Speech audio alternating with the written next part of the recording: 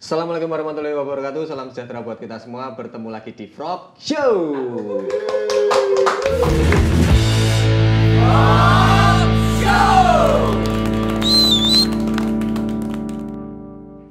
Kali ini kita di episode telat kamu.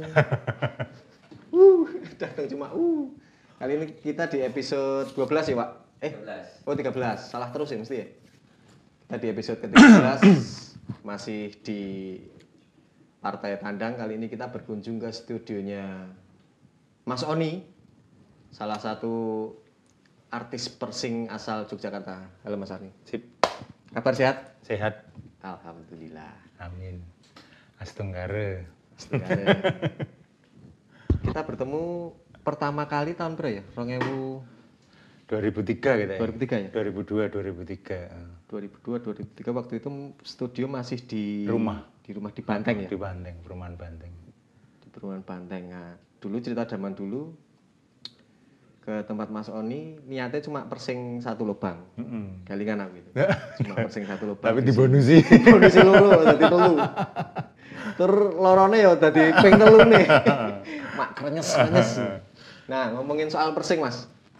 Ngomongin soal persing, awal mula ketertarikan Mas Oni soal persing itu pas umur piro, dan yang bikin jenengan tertarik apa nih? Awalnya sebenarnya malah enggak mirsing aku. Oh, enggak mirsing awalnya malah. produksi jewelry-nya, perhiasannya. Nah, terus Tahun piro itu, Mas? itu antara 9899. 9899 wis mulai produksi udah kayak ininya. produksi itu karena dulu ke Jakarta ada salah satu studio piercing di Jakarta itu namanya Iska Bibel, tapi kebetulan piercernya itu namanya Robin Hutagaul, dulu drummernya Noxa, tapi udah meninggal gara-gara kecelakaan. Waktu itu aku ngelihat jewelry atau anting piercing di sana tuh harganya tahun segitu tuh, tahun 98, 99 sampai 2000 tuh harganya 300.000, 500.000. Itu tahun segitu ya. Mungkin di kurs kayak sekarang ya bisa Larang 5 juta ya. Itu larang banget. Ya tapi anting yang di sana emang branded. Ya. Anting-anting branded gitu ya, kayak Branded, sebutin merek nggak apa-apa. Nggak apa-apa. Mereknya tuh kayak Leroy, terus Wildcat itu naik mobil ya Mercy. Mercy Sorry, BMW apa? gitu. Aku kan awam nek di gitu. Itu merek dalam negeri atau impor? Impor, itu buatan Jerman. Dan dia materialnya sangat bagus banget. Ya, dia pakai material yang biasa untuk pen tulang. Itu dibikin perhiasan. Kayak gitu. Jadi itu platina gitu berarti. Iya, implantanium, titanium dan serinya yang bagus-bagus. Itu kan antingnya itu nggak bisa buat hidup mikroba. Jadi anting itu setelah disterilkan, itu kalau ada virus, bakteri nempel di situ mati.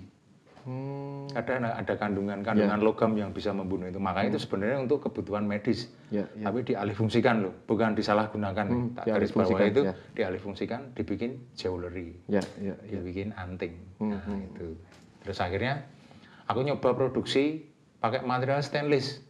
Karena waktu itu dulu pertimbangannya untuk mencari material yang seperti merek-merek terkenal gue mau angel, susah nggak ada. Akhirnya pakai stainless. Banyak teman-temanku bule yang kaget, kok pakai stainless berani ya gitu. Terus akhirnya pemikiranku bahwa orang Indonesia itu imunitasnya, daya tahan tubuhnya lebih tinggi, lebih strong ya tuh. Itu yes. pakai material, jujur aja dulu aku pakai material stainless, terus sebelumnya pakai material aluminium karena dulu keterbatasan alat untuk membuat. Ya, terus dulu sempat merubah bentuk dari batang sikat gigi. Batang sikat gigi. Batang sikat gigi yang materialnya itu dental akrilik. Jadi itu akrilik yang untuk kebutuhan dental. Nah, kita nggak pakai sikat gigi bekas, tapi waktu itu pakai sikat gigi baru. Terus kita bentuk. Ternyata itu ramah juga sama tubuh kita juga gitu. Ya itu mungkin dibantu sama imunitas itu tadi Terus akhirnya berkembang. Setelah mentok produksi, terus sering melakukan kesalahan dalam proses pemasangan anting. Sorry Mas, apa? Kan itu tadi produksi. Nah, sebelum jenengan produksi tadi itu jane background-nya apa maksudnya kok iso kepikiran wis iso gawe jewelry-nya, bisa bikin bentuk segala macam tuh sinaune piye? Apa sinau Otodidak. otodidak? Zaman dulu ya belum ada YouTube, belum ada referensi apa-apa, ya cuman ngeliat majalah tato. Ada foto anting-anting di situ ya wis sini tuh rasanya apa ya? Wis imajinatif. Ya. Bayangke prosesnya gimana apa segala macam. Nah, backgroundku sebelum itu kan aku di otomotif. Otomotif. Aku dulu balap. Nah, terus aku akrab dengan bengkel, akrab dengan tukang bubut. Jadi sing DIY, do it yourself ngono ya. Zaman dulu juga tahun-tahun segitu dunia racing Indonesia itu kan anaknya wong ngreko.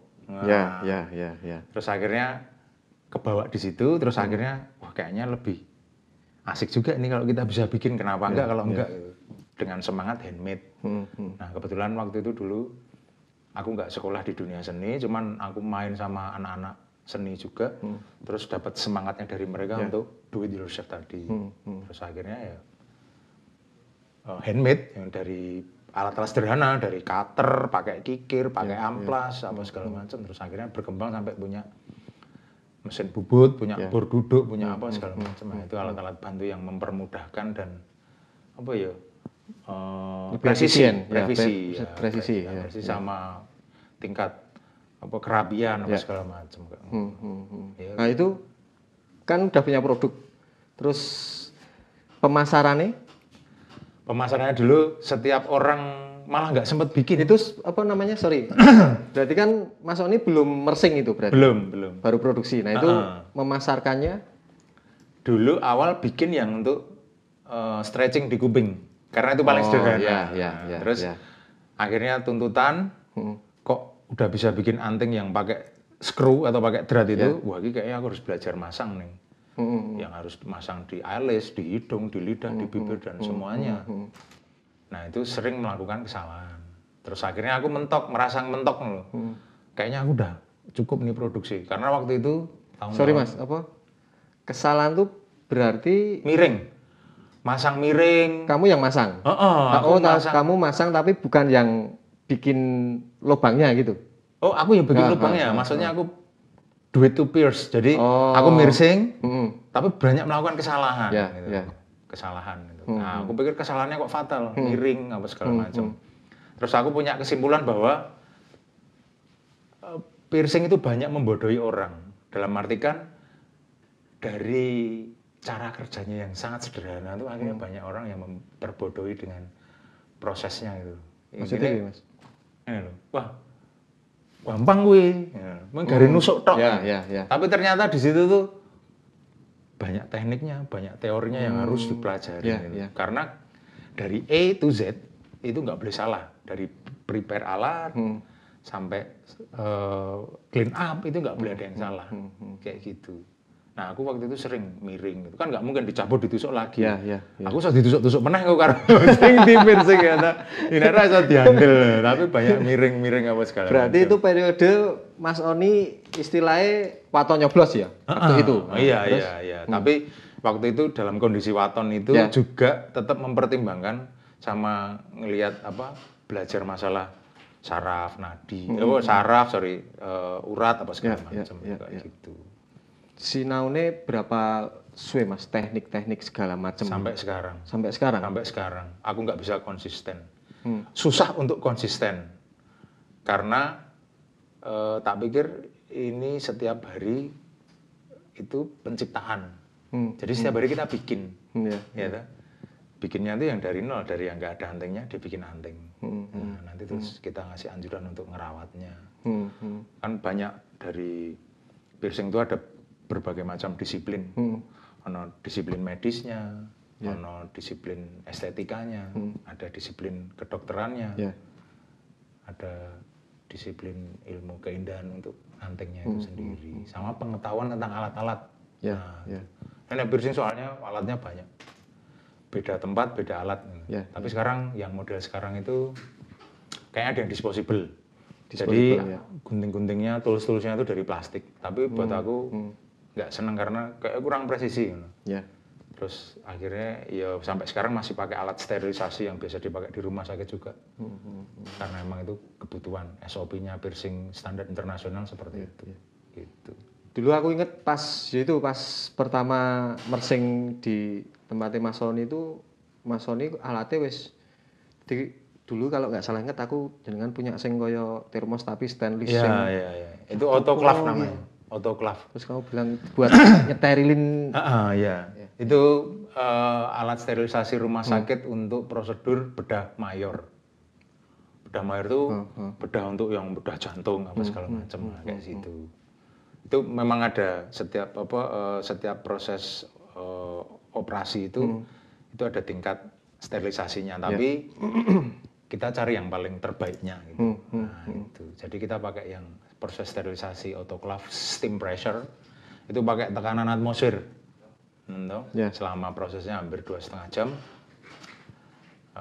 Itu untuk prosedur bedah mayor. Itu udah oke. Gitu. Nah, kita belajar juga kayak gitu. Berarti dari awal banget sampai akhirnya menyediakan KB secara proper itu berapa tahun, Mas? Karena ilmunya piercing itu sampai sekarang masih berkembang. Oh gitu. Masih berkembang terus sampai sekarang aku nggak berhenti belajar. Berarti termasuk alat-alat segala macam masih. Wah, masih. Aku terakhir upgrade gitu ya. Aku terakhir upgrade alat itu 2016. Aku sebenarnya masih banyak alat yang masih pengen aku punya. Karena aku karakter piercing yang pengennya itu alatnya banyak. Jadi apa ya? Ya gue kenyamananku. Ada juga yang piercing itu nggak pakai alat sama sekali. Jadi freehand piercing. Cuman pegang pakai tangan, jarum, langsung anting pasang udah.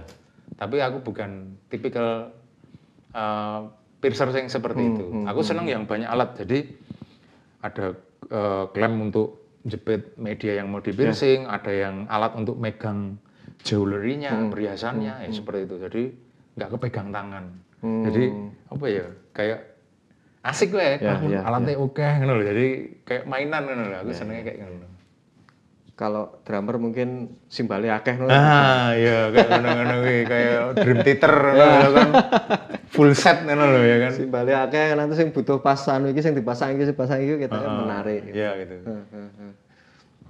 Terus berarti pertama kali sinau nusuknya itu tetap kuping apa? Awalnya kuping. Awalnya enggak nusuk, stretching aku malah. Besarin lubang itu. So, akhirnya bisa dapat jarum baru belajar nusuk.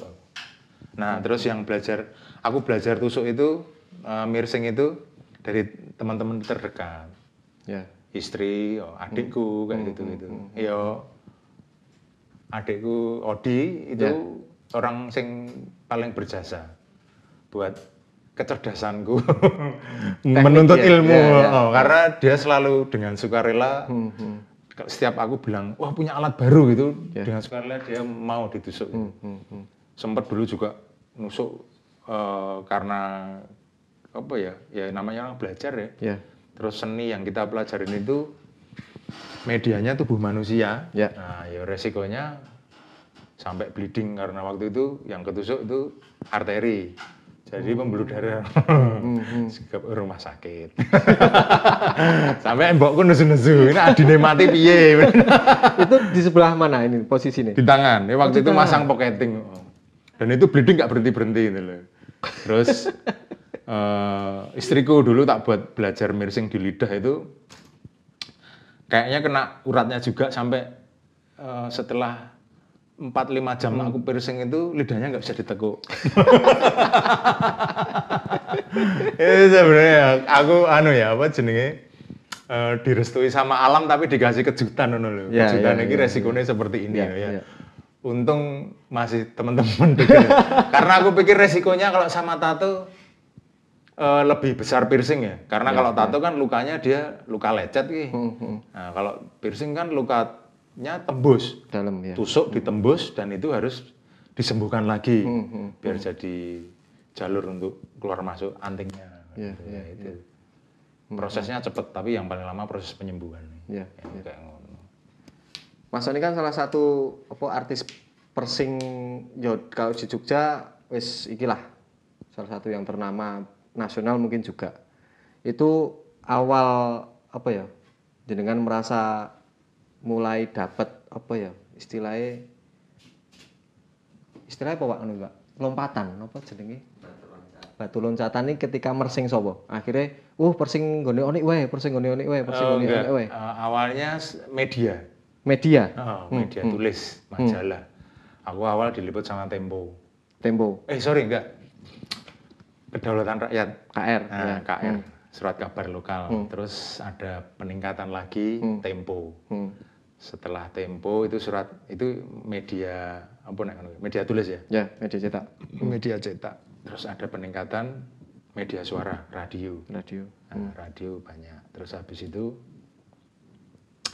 dapat surprise pertama kali diliput sama TV itu Indosiar. Setelah Indosiar kedok tular. Karena boomingnya piercing itu pas.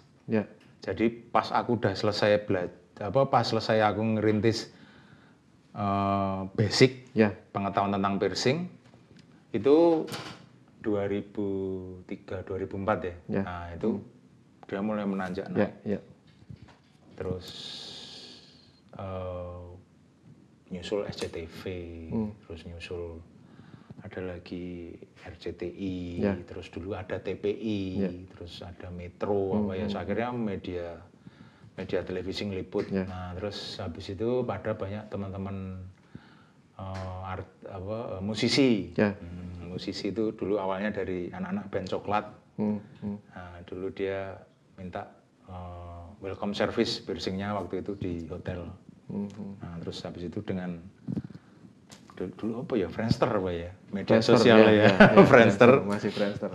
Itu diposting kayak ngono-ngono segala macam ya akhirnya ya itu dari mulut ke mulut kayak gitu. Dan mungkin dulu kan studio piercing pertama yang khusus piercing pertama di Jogja kan aku jadinya ya mungkin menang di situ. Terus ada lagi momentumnya tato booming. Setelah banyak info kriminal, kayak zaman dulu itu patroli, itu mendiskreditkan seni tato karena setiap pelaku kriminal itu yang diekspos selalu tatonya. Nah, itu seperti itu. Terus akhirnya itu di-cut acara ekstravaganza. Ono cah bagus, pekok, gede dhuwur, tatone elek, tur wangun. Nah, tur Asudiro. Tur Asudiro tatone elek asline. Tenan menang bagus. Lah kuwi. Wis kuwi tak anggap pahlawan bertato deh. Terus acara info kriminal ketutup langsung. Ketutup jebret, terus ketulung juga ada MC Jody apa segala macam. Nah, itu tato booming, ngikut piercing wis. Wah, terus piercingnya agak turun, tato sampai sekarang. Gitu. Ya pokoknya intinya body art, seni yang medianya tubuh manusia kan ada piercing, tato, yang umum ya di sini. Kalau di luar negeri kan, maksudnya di luar kan banyak yang berkembang. Ada scarification, implant, ada mutilation apa segala macam, body modification kayak sekarang, macam-macam gitu. Enggak cuma piercing tato nek luar negeri ya. Iya, karena apa ya? Kalau ada yang lompatannya jauh banget kayak. Ono sing nambah tanduk mungkin itu implan berarti ya? Terus implan gigi, diganti giginya yang sekarang pengen jadi macan apa segala macam. Jadi mungkin kayak contoh itu ada studio tato, studio piercing, studio body modification jadi satu, cari media, model, nah, terus aplikasinya dia mau dibikin apa? Mau dibikin reptil. Kupingnya dilangin, tatonya sisik, hidungnya ditutup, lubangnya dipindah pinggir. Lubang pindah pinggir. Itu ono kayak gitu tuh. Sampai se-ekstrem itu perform body kayak gitu. Ya independensi sih, kebebasan mereka. Berekspresi. Nggak bisa disalahkan juga. Kayak gitu. Kalau lokasi menusuk paling ekstrim? Ekstrim itu sebenarnya relatif Mas, tergantung siapa yang ngelihat. Siapa yang memahami ya, orang awam ya di area genital. Area genital itu orang awam, tapi kalau yang orang apa itu ya menurutku paling ekstrim itu. Ya untuk orang awam ya, tapi kalau untuk orang-orang yang mungkin udah banyak tahu referensi, udah banyak wacana itu ya udah nggak ekstrim lagi. Kayak gitu. Nah, studio pindah ping piro, Mas? 8 kali. 8 kali. Sekarang saya stay di rumah karena buat saya lebih mementingkan karirnya anak. Karena terus aku juga membantuin dia. Aku pengen lebih nyaman ya, aku punya studio biar bisa kerja bareng walaupun beda bidang. Itu sama anak saya. Gitu. Info aja ini kan nggak cuma studio Persing yang di rumahnya Mas Oni, ini juga ada studionya Raja, anak pertamanya Mas Oni ya. Dia artis pinstripe, terus juga skater juga. Dan kebetulan baru kemarin ya. Welcome home. Yang awalnya dulu ke Broxton, terus sempat berhenti, terus akhirnya balik lagi. Collab lagi sama Broxton.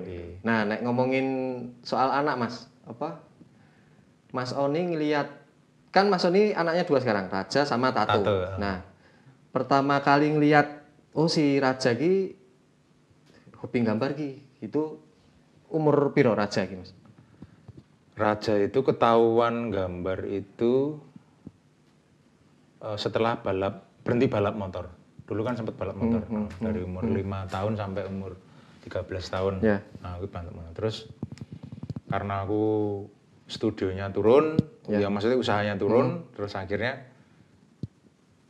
aku dialog sama anakku terus untuk ngasih pengertian gimana kalau kita berhenti balap karena ayah udah nggak mampu untuk membiayai kamu.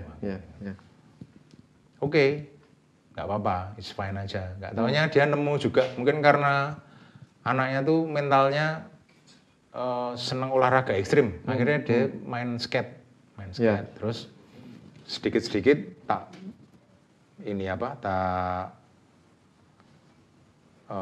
kasih referensi, coba kamu belajar gambar. Berarti dia ini skate dulu sebelum gambar berarti. Skate dulu, terus akhirnya bareng sama gambar. Terus nggak taunya dia punya talenta di situ. Dari contoh-contoh gambar yang sederhana, terus akhirnya makin di-upgrade tingkat kesulitan. Ternyata dia mampu. Karena dulu awalnya pengen tak jadikan seniman tato. Cita-citaku pengen punya studio bareng anakku, aku pusing dia tato. Nah, tapi di tengah jalan kayaknya dia terjerumus ke custom art gitu. Ceritanya piye itu? Kok bisa set gitu?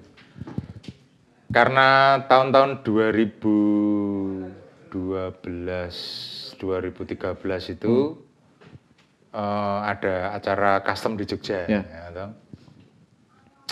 Terus salah satu CEO-nya itu menyarankan Raja untuk belajar pinstrip, sign painter, jadi tentang custom art gitu. Terus ternyata Raja tertarik karena juga di Indonesia senimannya belum banyak. Senimannya belum banyak. Akhirnya belajar di situ, ya mungkin dia nemu passionnya di situ sampai sekarang masih jalan terus bareng sama skate-nya gitu. Jadi dia berkesenian, terus refreshingnya skateboarding memang gitu. Dan itu juga udah banyak dapat penghargaan, ikut lomba, terus pinstripnya juga kayak gitu. Dapat banyak banget ya.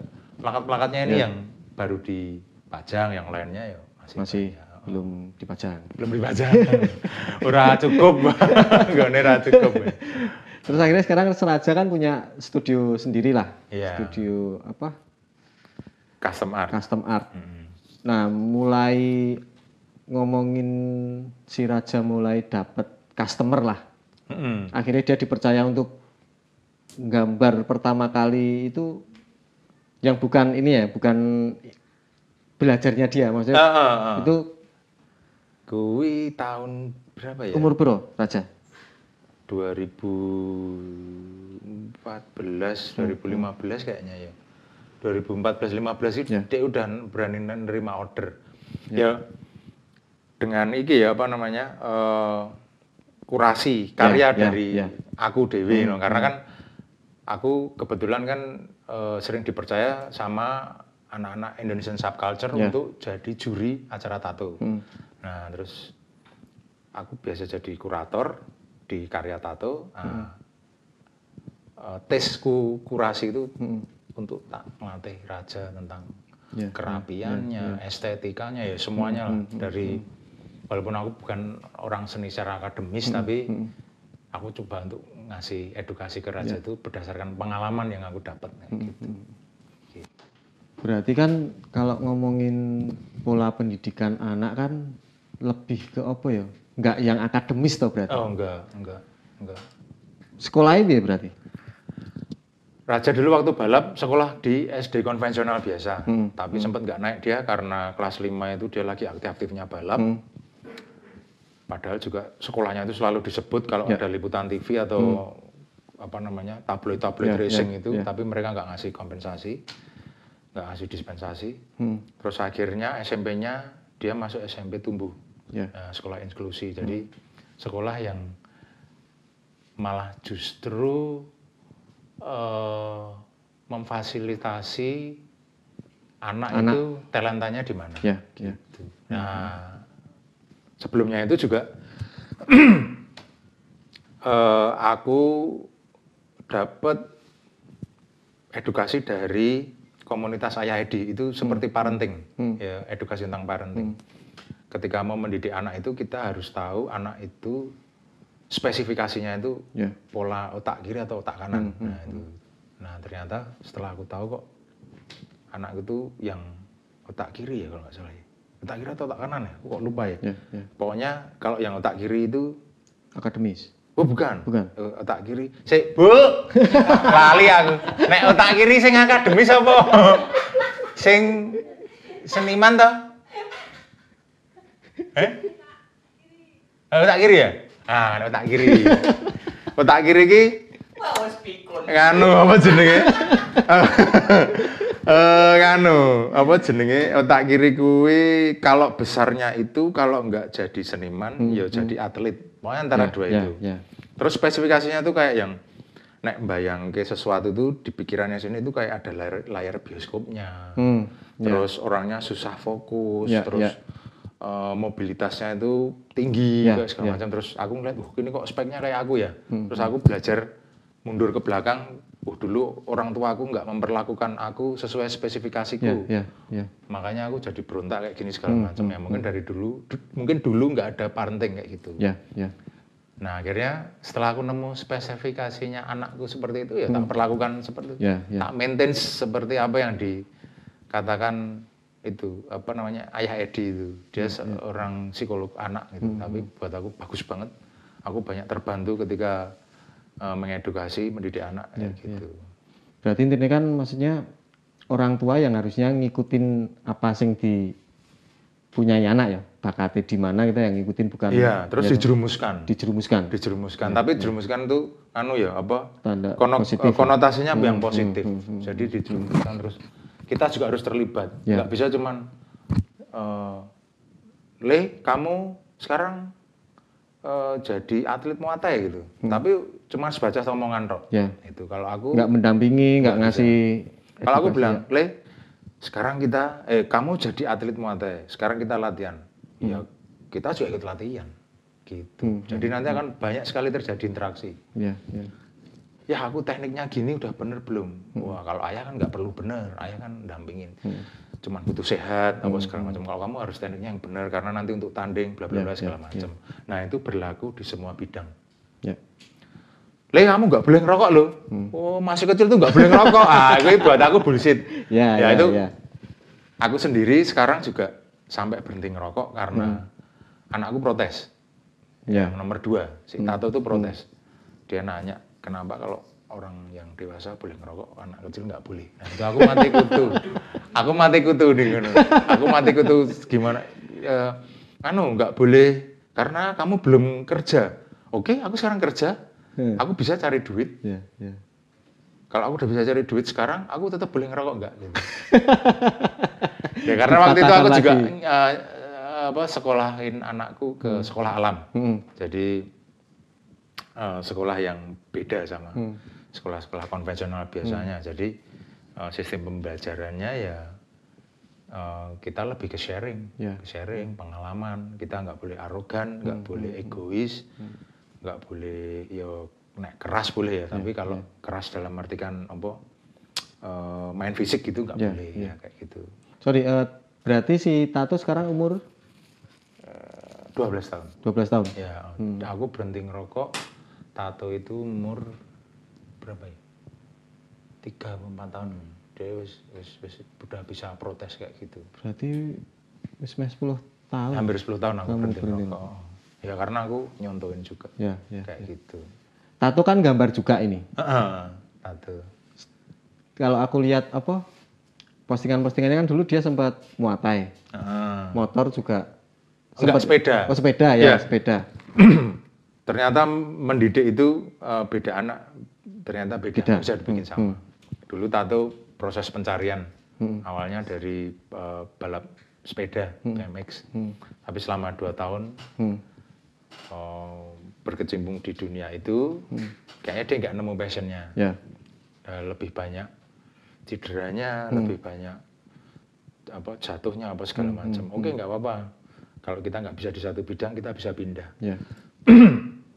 Akhirnya Tato pindah ke dunia basket. Oh ya, sempat basket ya. Basket dia bagus, tapi kita ternyata dapat tim yang jelek.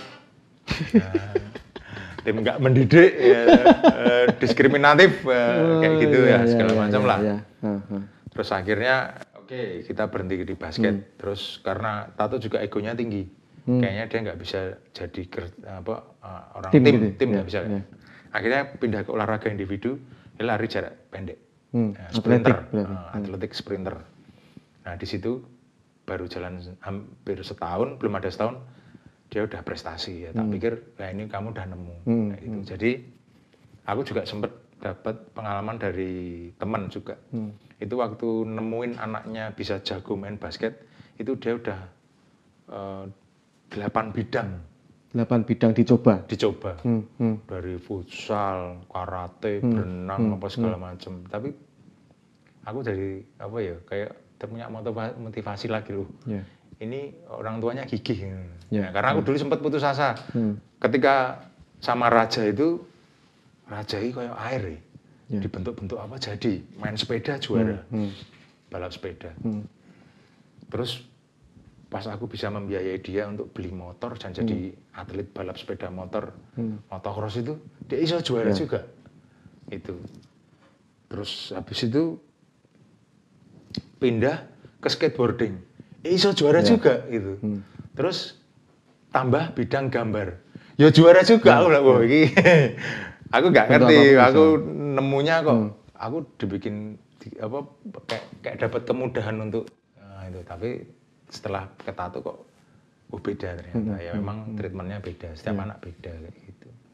Ya udah ternyata aku harus nyari ke Tato. Aku sempat putus asa sih, tapi nggak boleh putus asa untuk anak tuh. Ya akhirnya nyari ketemu. Tapi ya itu orang tua ya harus nggak sekedar mendampingi ya, tapi harus jadi partner.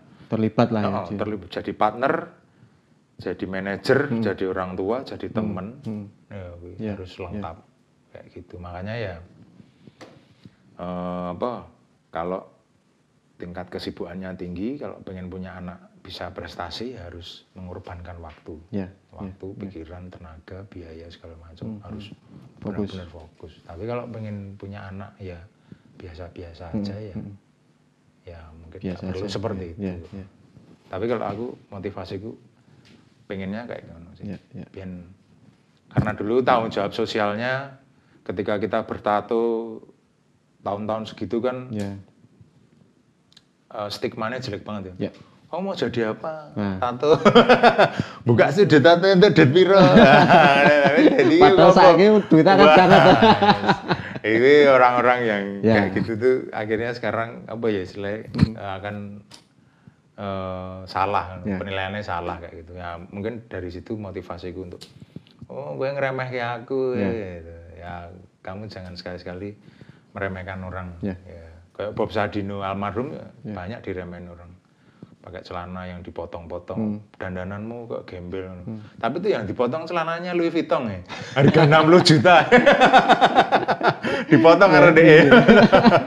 Terus kebunnya ya hektaran ya, seperti itu. Jangan mandang sesuatu orang sebelah mata. Kayak gitu.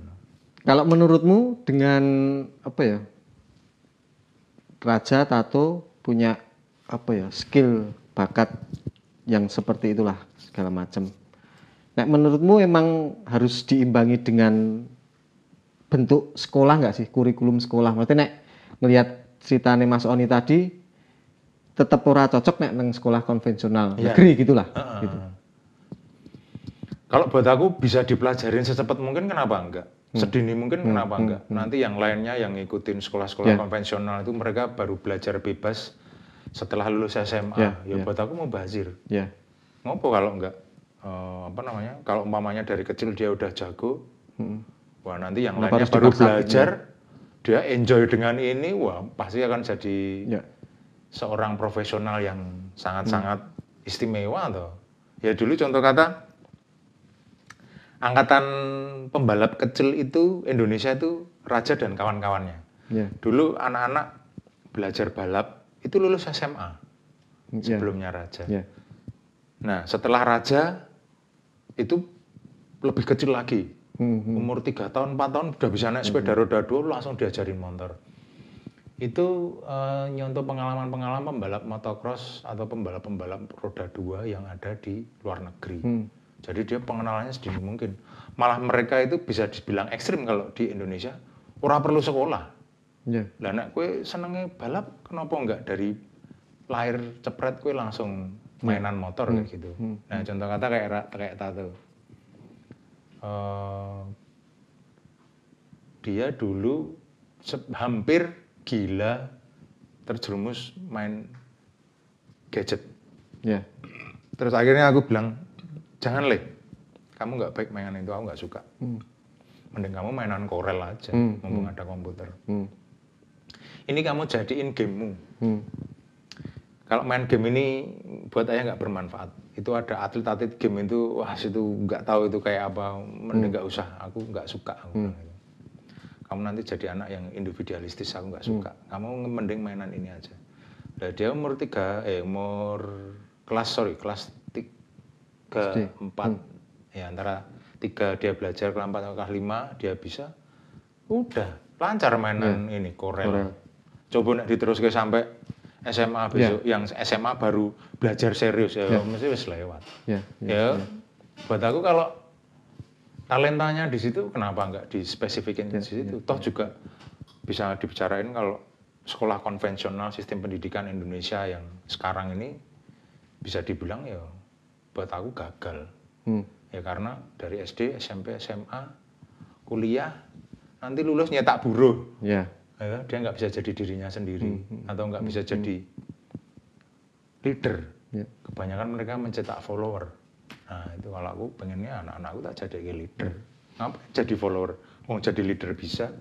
Gede kecil apa yang kita pimpin punya kita sendiri gitu. Bisa do it yourself sendiri ngopo itu gitu kan, jadi yang sukses di bidangnya, profesional di bidangnya kayak gitu. Nek aku ngelihat kan mungkin lagi di era-erane kita sebagai orang tua yang mulai sadar bahwa bocah iki kudu ditonton dari kecil, harus bakatnya nang ndi gitu kan. Kalau angkatanku dulu mungkin zaman SD, SMP, SMA kita harus ikut. Terus kowe SD, SMP, SMA pelajaran sing ngono apa ya kowe melu kuwi harus pinter semua. Atau IPA, IPS apa bla bla bla segala macam ini nek iso bijine 10 kabeh. Gitu. Nah, itu kan sama aja maksa pohon pepaya tumbuh nangka, semangka, tumbuh mangga ya nggak bisa. Wong itu nang sekolahan satu mata pelajaran gurune dewe. Sendiri-sendiri itu gurunya, matematika gurunya sendiri. IPA gurunya sendiri, PMP gurunya sendiri. Terus kita dipaksa untuk suruh pintar semuanya. Dan akhirnya nanti ketika lulus realistis wae. Nggak kepake, Bro. Sekarang kita mau belajar matematika sampai rumus-rumus nggak kepake. Barat ngenek apa? Bidangnya dia nggak di situ ya memang benar-benar nggak kepake. Bisa ya, memang kalau umpamanya dia otak kanan ya dia saintis, terus apa namanya memang pinter di hitung-hitungan ya nggak apa-apa di situ aja. Tapi juga jangan dipaksa terus dia suruh belajar IPS juga gitu loh. Biar spesifik belajar hitungan aja kayak gitu. Itu kan menurutku kan lebih bijaksananya sebagai orang tua harus mulai ngelihat bakat anaknya sedini mungkin ya.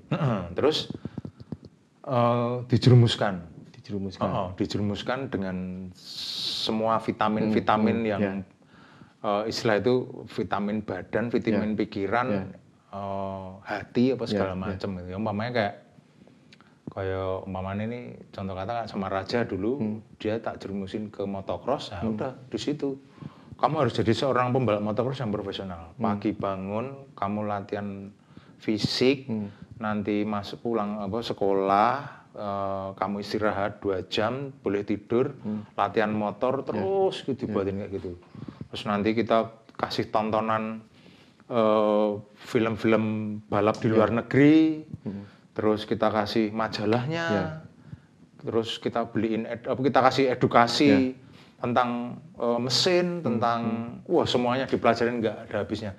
Aku sampai ngerasa waktu sampai sekarang ya, ini selalu ngerasa kurang waktu sama anak tuh.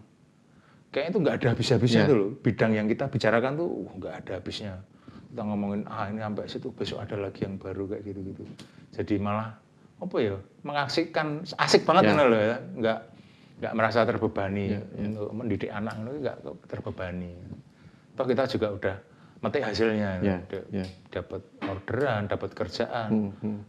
Lebih dari itu prestasi kayak gitu. Dan penghargaan dari orang-orang terdekat ya contohnya kayak Frogstone itu masih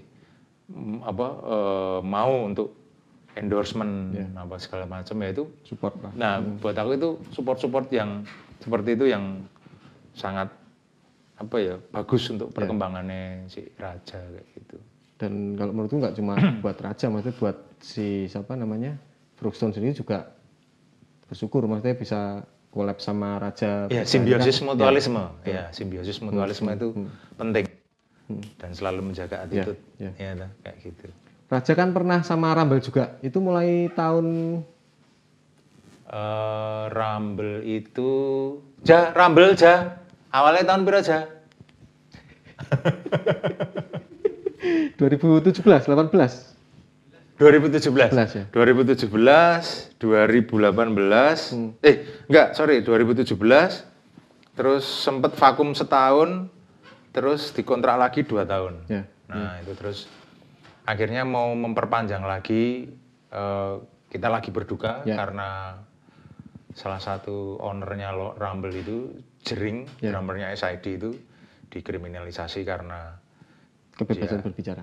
Kebebasan bicara seperti itu. Jadi istilahnya kita mau minta lagi itu kayaknya nggak etis lah. Gitu. Soalnya kita lagi berduka, sangat-sangat berduka gitu ya. Tapi tetap support sama Jering kayak gitu. Moga karena kemarin dapat kabar dari kawan dekat tahun ini Jering bebas kayak gitu. Ya tapi tetap harus berjuang. Ya. Negara ini butuh orang-orang seperti dia. Klakson, mobil klakson. Orang pada langsung ada sama apa gitu. Dan buat aku perjuangan dia juga bagus. Ya berjuang, ya belajar. Itu. Kalau kedepannya buat Mas Oni sendiri, Persing seperti apa? Tetap tak jalani. Terus aku masih konsisten sampai sampai. Tapi sorry, kalau ngomongin zaman 2000-an sampai sekarang tetap ono ya? Ada. Maksudnya apa Ada, namanya terus si customer dan Ada. si penyuka body pursing itu. Ada. Kebanyakan pasienku cewek malah. Sekarang cewek. Karena aku terkenal kalau mirsing nggak sakit. Ya mungkin banyak teknik yang aku pelajarin, teori-teori yang aku pelajarin, sama alat-alat yang aku pakai. Ya. Itu aku di rumornya di luar tuh kalau mirsing nggak sakit, kayak gitu. Aku soalnya di sini horor soalnya. Soalnya telu. Ciro lu, halo. Soalnya lanang. Nah itu kan alon-alon. Soalnya zes. Gitu. Nah, ngomongin soal ini apa jenenge? Selain body pursing kan sempet apa istilahnya body suspension. Oh iya, gue perform. Perform ya. Tanggapan sirkus, nah, istilahnya kayak gitu. Jadi kita perform itu kayak ada acara sirkus, ya dipanggil. Nah kebetulan aku dilibatkan sama timnya Limbat. Ya. Nah, timnya Limbat. Itu dari 2015. Setiap Limbat perform body suspension, yang ngerjain selalu aku. Kebetulan aku berdua timnya. Ya. Aku sama Ucak Pangaribuan. Ucak itu presidennya ISC. Indonesian Subculture. Ya, kita berdua selalu jadi timnya itu yang terima kasih selalu dipercaya. Nah, karena kita masih punya konsep-konsep gila lagi yang mau kita lakuin sama Master Limbat gitu. Udah berapa kali perform berarti kalau sama Limbat? Dari tahun 2015 itu sebenarnya kalau nggak terhambat sama KPI itu banyak banget. Tapi KPI itu apa ya? Tetap nggak lolos sensor istilahnya. Tapi nek acara banci-banci lolos ya, aku heran nih. Padahal itu dengan edukasi loh, edukasi, teknik, teori, edukasi yang sebenar-benarnya kita kasih gitu loh. Mereka takut, nanti anak kecil nyontoh gini-gini, nggak segampang itu.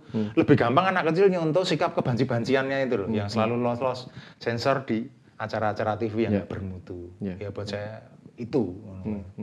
Nah tapi buat aku sampai sekarang ya dari itu 2015 itu mungkin ada ya sekitar 10 kalian ada kayaknya sama Master Limbat. Itu acara TV ya, kebetulan Master Limbat itu kontrak sama MNC ya, jadi ya kita selalu di acara MNC TV kayak gitu. Itu tekniknya kalau sama persing basicnya sama, cuman itu temporary. Jadi sekali bikin perform untuk digantung, nanti dilepas terus disembuhkan kayak gitu. Tapi ukuran jarumnya besar, mungkin bisa seukuran pira ya, sebesar rokok yang mile kayak gitu ya, seperti itu. Aduh. Ya. Aku berani ngomongin ide konsep kok, karena aku yakin nggak ada yang berani nyontoh. Apa gue?